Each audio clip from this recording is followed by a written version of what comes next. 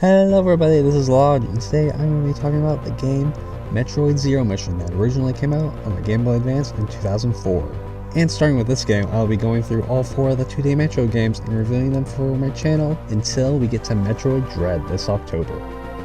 And hopefully I can get through all of them before then. Now this game is a remake of the original Metroid that came out all the way back in 1986, and it follows almost the same plot as the NES game. Although, as of this video, I've only played all the way through Zero Mission, so other than basic gameplay and graphics, I cannot say how different the original game is to this one. And for this review, I played the game on the Wii U Virtual Console, since it is the last place Nintendo actually let you purchase Gameboy Advance games legitimately, which is super weird. But yeah, if you want to play this game legitimately, either get the game on the Wii U, play the original on NES's mini servers on the Switch, or somehow find a Game Boy copy.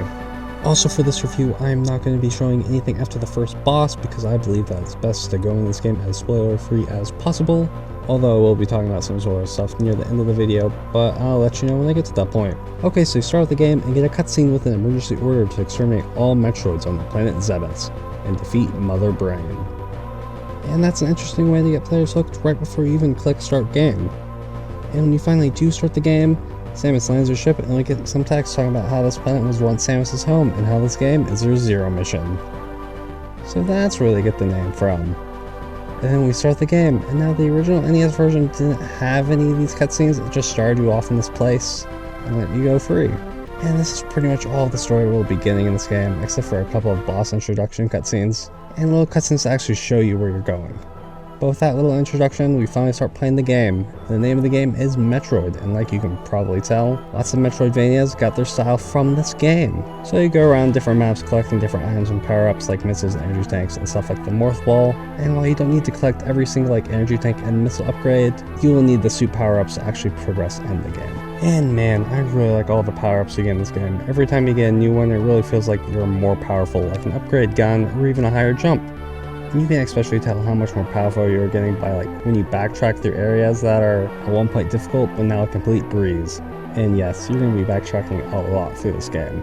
Stuff like this keeps up throughout the entire game. Just talking about this is why I really like this game. Some games will just give you higher stats to make you feel stronger, but I really feel like this way of showing it is so good. Though sometimes I really don't like that some power-ups can actually make areas harder, like you get a farther reaching jump, which makes some platforming areas that were a breeze harder since you have to relearn how this jumping works. But yeah, this honestly didn't really affect the way I play the game, just kind of kept me on my toes.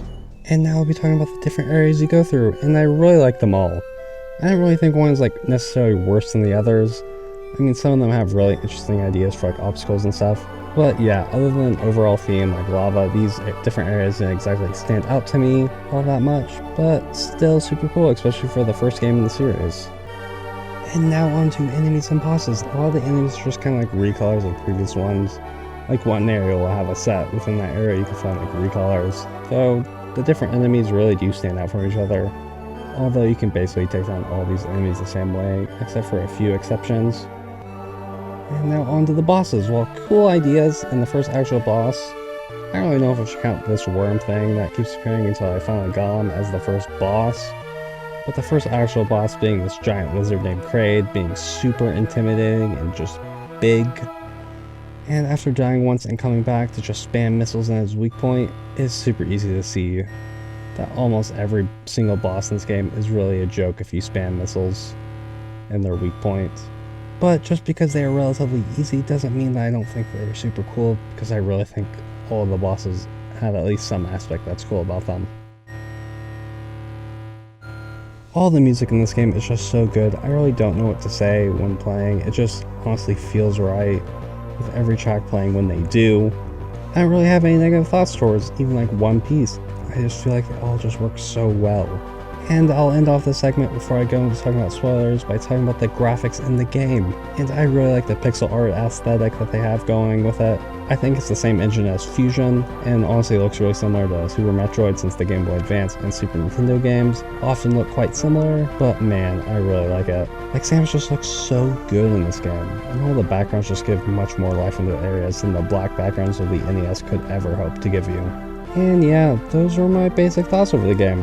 As you can probably tell, I really like this game. And I think if this looked interesting to you, that you should honestly go give it a try, because I think it is worth the low price that you can buy it for, and I think you'll have a lot of fun with that.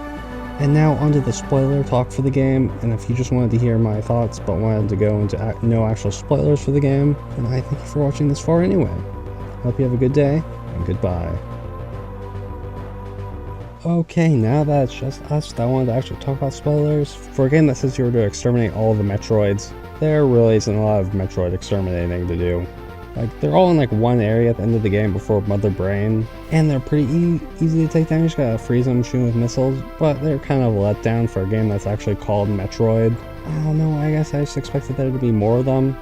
I know the next game is gonna have much more to go through and kill, but it's just weird that since this game always states, hey, you're exterminating Metroids, there isn't a lot of that to do in this game. And yeah, I liked all the bosses. They were pretty interesting, although I wish you couldn't just spam missiles into them like I said before, but I really love all the designs. Really made the world of Zebes feel alien. Oh, I also really liked how at the end of the game, when you think you've gone away from Zebes after Mother Brain's explosion and flying off into space, you get shot down by space pirates and have to sneak into their ship as Zero Suit Samus. I'll be honest, I didn't even know that they had her in this game. I thought that was like a later thing, like you didn't even know Samus was a girl until the very end of the game, which I guess is true here. But yeah, I thought it was just like, take off the suit, and bam. But yeah, Zero Suit Samus was really good. It was really cool. You could be freezing enemies. And it kind of broke up the pacing of the game, though I kind of wish it was more in the middle. But hey, the whole game was pretty fun anyway without that.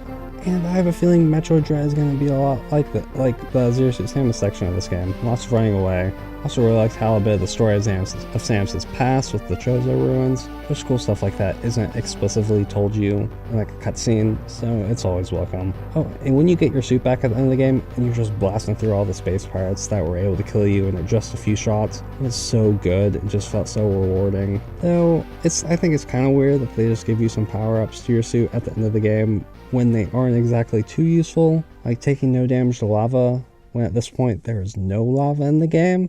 Maybe you can do a new game plus with this pink suit or something?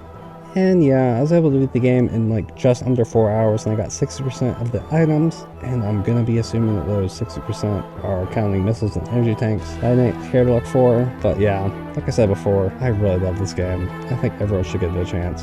Oh, and this game even does something that I think every remake should do. It includes the original Metroid NES game when you beat Zero Mission. So it's kind of like 2 games in 1. And even though at first I had no intention of really touching that original game, after beating this game, it makes me really want to give it another go. But alas, I'm going to have to be continuing my reviews of the Metroid games with the 3DS game, Metroid Samus Returns. I hope to see you there next time.